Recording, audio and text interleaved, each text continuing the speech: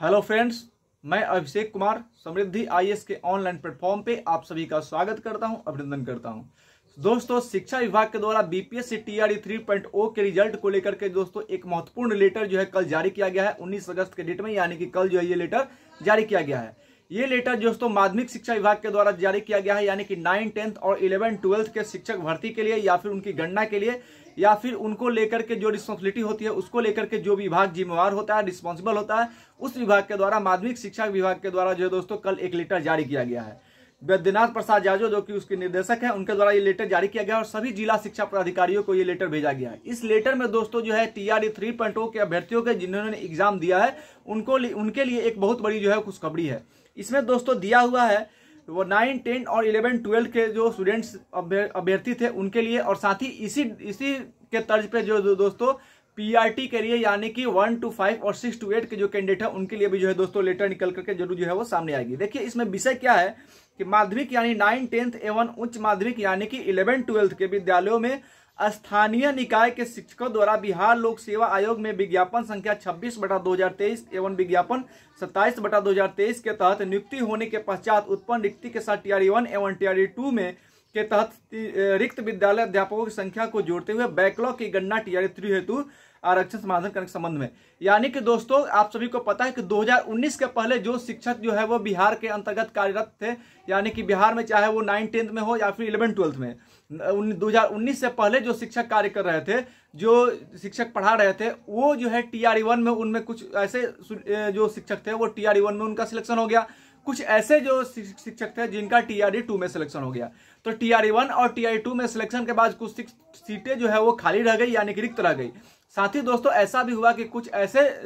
शिक्षक थे जिनका टीआरई 1 में सिलेक्शन हो गया लेकिन उन्होंने वहां पे ज्वाइनिंग नहीं किया, तो वो भी सीट जो है वो खाली रह गया। कुछ ऐसे भी शिक्षक गण थे जो कि टीआरई 2 में उनका सिलेक्शन हो गया लेकिन उन्होंने वहां पे ज्वाइन नहीं किया। कुछ ऐसे भी थे जिनका 2 जगह पे जो है वो सिलेक्शन हो गया, उन्होंने एक ही जगह पे जो है वो सिलेक्शन उन्होंने अपना कराया, यानी कि एक जगह पे वो जो है वो ज्वाइनिंग किए। तो इस तरह से जो है दोस्तों टीआरई 1 में भी और टीआरई 2 में भी जो है बहुत सारे सीटें जो है वो खाली रह गई, यानी कि वैकेंट रह गई। तो इन सीटों को लेकर के यानी कि जितनी सीटें टीआरई 1 और टीआरई 2 में खाली रह गई, इसकी संख्या जो है लगभग 30 से 40 हजार के बीचों बीच जो है वो इनकी संख्या है। तो इनकी संख्या यानी कि इसको जो है वो टीआरई 3 में जोड़ा जाएगा, इसके लिए सरकार जो है दोस्तों सहमत हो गई है, यानी कि टीआरई 3 में ये जो बैकलॉग था इसको जो है वो शामिल किया जाएगा। यानी कि टीआरई 3 का जब रिजल्ट होगा तो उनको जो संख्या जो टीआरई 1 और टीआरई 2 में वैकेंट रह गई तो वो टीआरई 3 में जोड़ा जाएगा और सारे सीटों पर जो है टीआरई 3 में रिजल्ट दिया जाएगा।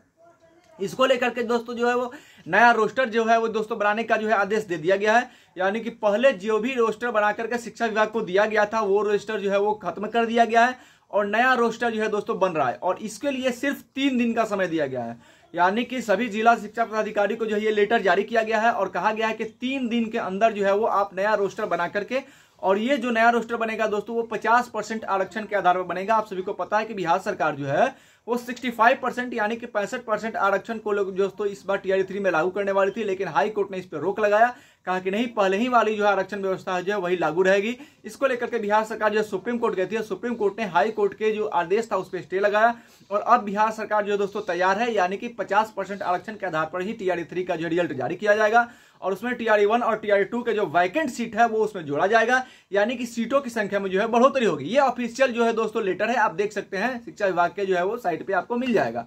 साथ ही दोस्तों बात करते हैं कि ये जो टीआरई 4 आने वाला है उसमें क्या होगा। तो टीआरई 4 जो आएगा तो डोमिसाइल नीति की जो है दोस्तों मांग लगातार हो रही है। हम लगातार जो है प्रयास कर रहे हैं और शिक्षा विभाग से मांग कर रहे हैं कि बिहार के अंतर्गत जो शिक्षक भर्ती हो रहे हैं उसमें बिहार के लोगों का, बिहार के स्टूडेंट उनका पहला अधिकार है और इसको ध्यान में रखते हुए सरकार को बिहार में डोमिसाइल नीति जो है वो लागू करना होगा और आने वाले आगामी जो विधानसभा चुनाव है उसको ध्यान में रखते हुए सरकार को जो है वो डोमिसाइल नीति लागू करना होगा, क्योंकि अगर सरकार डोमिसाइल नीति नहीं लागू करती है तो शिक्षक अभ्यर्थी जो है वो जो है सरकार के जो है दोस्तों खिलाफ हो जाएंगे और सरकार से लगातार शांतिपूर्ण ढंग से हम मांग कर रहे हैं कि जल्द से जल्द जो है टीआरई 4 जो है वो टीआरई 4 में इसको जो है यानी कि डोमिसाइल नीति लागू की जाए। और साथ ही दोस्तों डोमिसाइल नीति जब लागू की जाए तो टीआरई 4, क्योंकि टीआरई 3 में तो अब होने वाला नहीं है, तो टीआरई 4 में डोमिसाइल नीति को लागू किया जाए ताकि बिहार के जो स्टूडेंट्स है, बिहार के जो अभ्यर्थी है उनको ही टीआरई 4 में जो है दोस्तों मौका मिले। तो हम पुरजोर तरीके से सारे अभ्यर्थियों के तरफ से, बिहार में जितने भी टीचर अभ्यर्थी हैं उन सबके तरफ से सरकार से ये मांग करते हैं